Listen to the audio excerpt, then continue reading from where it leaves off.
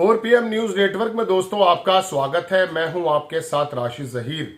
मोदी जी की फोटो अंगुली माल जैसी बना दी गई है।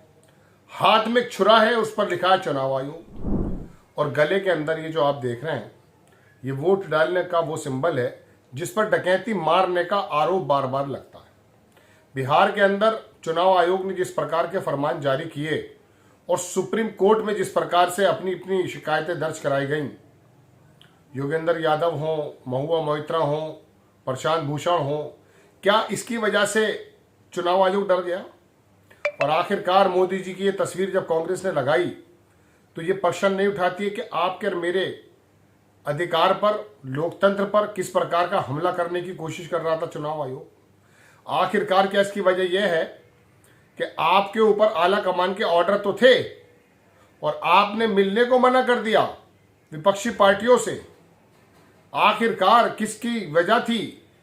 तो क्या बिहार की जनता की जो हट, बिहार की जनता का जो डिटर्मिनेशन था, उसने आपको बता दिया, कह के सुना दिया भारत के संविधान के, भारत के लोकतंत्र का?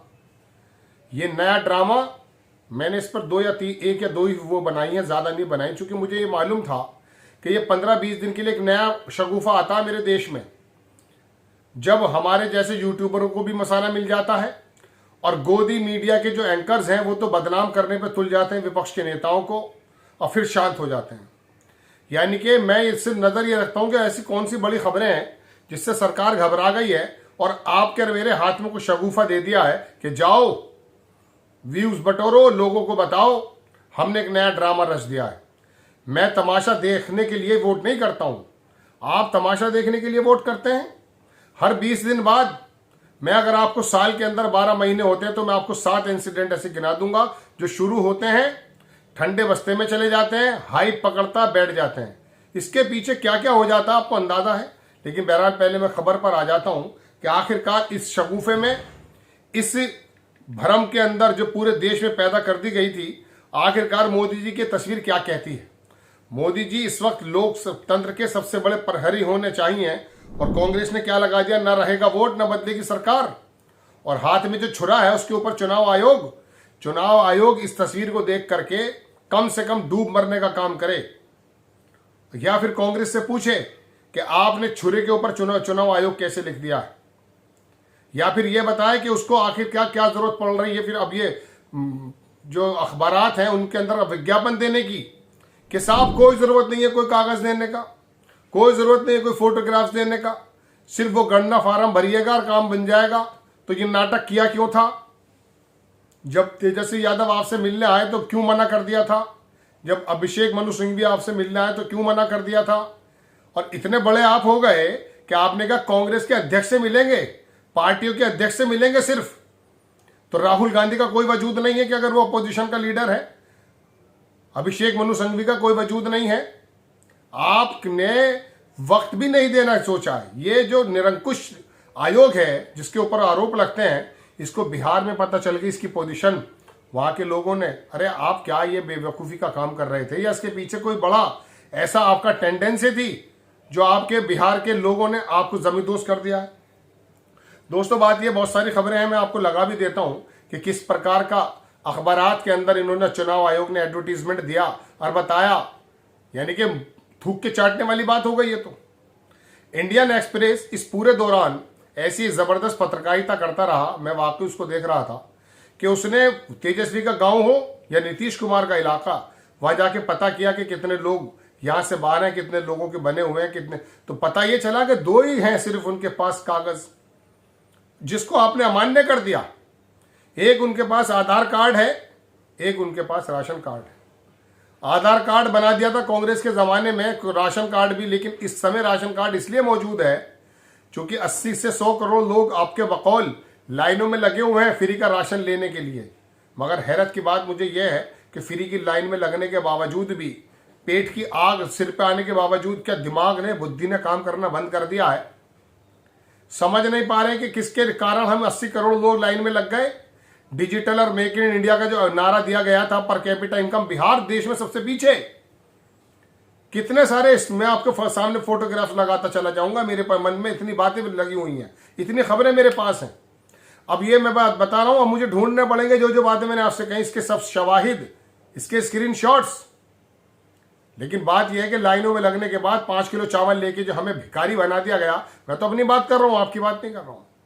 क्या जमीर ने सामने खड़े होकर पूछा नहीं था कि ये कौन सी सरकारें हैं जो मंदिर के अंदर घुसेड़ करके 5 किलो का चावल का कट्टा हाथ में देके मुझे फकीर बना देंगे? अरे भाई मेरे, तुम्हारा दावा तो है कि तुमने भिक्षा मांग के करी, पता नहीं कौन सी भिक्षा मांगी थी आपने।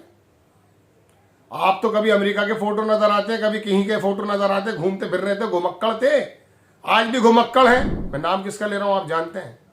लेकिन ये जो अंगुली माल का फोटो बनाया गया है, जरा सोचिए कौन है ये लोग। गले के अंदर जो ये उंगलियां हैं जो आप देख रहे हैं इस समय, ये किसकी उंगलियां काट कर लगा दी गई हैं, जरा ये तो पता कर लीजिए।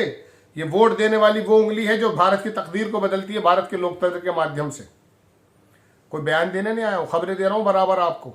लेकिन ये जो नक्शेबाजी महीने 20 दिन चला करके आपने देश के माहौल को खराब किया है, चुनाव आयोग से पूछना चाहिए ना कि किसके इशारे पर आया था तुमान से निकलकर, और अब किसके इशारे पर बैकफुट पर चला गया? क्या सुप्रीम कोर्ट के डंडे की वजह से चला गया, या बिहार के लोगों की हट की वजह से, बिहार के लोगों का डिटर्मिनेशन की वजह से?